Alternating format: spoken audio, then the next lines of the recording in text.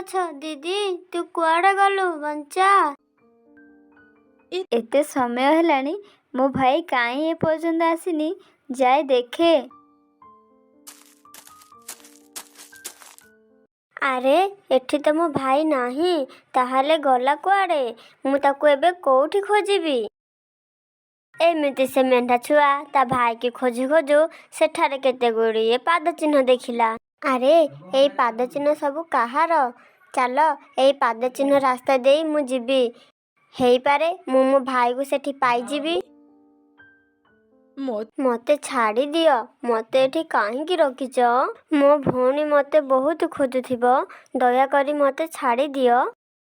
ଚୁପ୍ କର, ବେଶୀ ପାଟି କରନି, ନହେଲେ ତତେ ମୁଁ ଏବେ ହିଁ ଖାଇଯିବି। ମା ମୁଁ ଏ ମେଣ୍ଢାର ମୁଣ୍ଡକୁ ଖାଇବି। ବାଘରାଣୀ ବାଘରାଣୀ, ମତେ ୟା ଗୋଡ଼ ଖାଇବାକୁ ଦେବେ, କାରଣ ୟା ପାଇଁ ଆମେ ଆମ ବାଘ ମହାରାଜାକୁ ହରେଇଲେ। ତୁ ଏକଦମ ଠିକ୍ କଥା କହିଛୁ। ଏ ମେଣ୍ଢା ଛୁଆର ମା ପାଇଁ ମୋ ସ୍ୱାମୀଙ୍କର ଜୀବନ ଚାଲିଗଲା। ଆମେ ଆକୁ ସମସ୍ତେ ମିଶିକି ଖାଇବା, ତାହେଲେ ମୋ ସ୍ୱାମୀଙ୍କ ଆତ୍ମାକୁ ଶାନ୍ତି ମିଳିବ। ଆକୁ ଭାଗ କରିବା ପାଇଁ ଚାଲ ଏକ ଧାରୁଆ ଛୁରୀ ଆଣିବା। ଏମିତି କହି ବାଘୁଣୀ ଓ ଶିଆଳ ଧାରୁଆ ଛୁରୀ ଆଣିବା ପାଇଁ ଚାଲିଗଲେ। ମେଣ୍ଢାର ଛୁଆକୁ ଜଗିବା ପାଇଁ ସେମାନେ ବାଘର ଛୁଆକୁ ଛାଡ଼ିଦେଲେ। ଆରେ ବାଘ ଛୁଆ, ମୋ କଥା ଟିକେ ଶୁଣ। ମତେ ଲାଗୁଛି ତୁ ବହୁତ ଭଲ। ମତେ ଏଠାରୁ ଯିବାକୁ ଦେ ନା ପ୍ଲିଜ୍। ହଁ ନା, କହିଲା କନା ମତେ ଏଠାରୁ ଛାଡ଼ିଦେ। ତତେ ଯଦି ଛାଡ଼ିଦେବି ମୋ ମା ଆସିଲେ ମତେ ବହୁତ ମାରିବ। ଚୁପଚାପ ଭିତରେ ବସ, ବୁଝିଲୁ? ଲାଗୁଛି ଏ ବାଘ ଛୁଆ ଏମିତି ମତେ ଏଠାରୁ ଯିବାକୁ ଦବନି। ମତେ ହିଁ କିଛି ବୁଦ୍ଧି ବାହାର କରିବାକୁ ପଡ଼ିବ, ତାହେଲେ ଯାଇ ମୁଁ ଏଇ ପିଞ୍ଜରା ଭିତରୁ ବାହାରି ପାରିବି।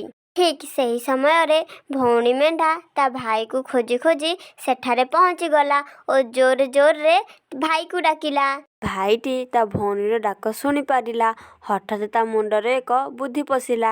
ସେ ବାଘକୁ କହିଲା, ଏଇ ଯେ ବାଘ ଛୁଆ, ମୋ ଭଉଣୀ ମତେ ଡାକୁଛି, ତୁ ଶୁଣି ପାରୁଛୁ ନା?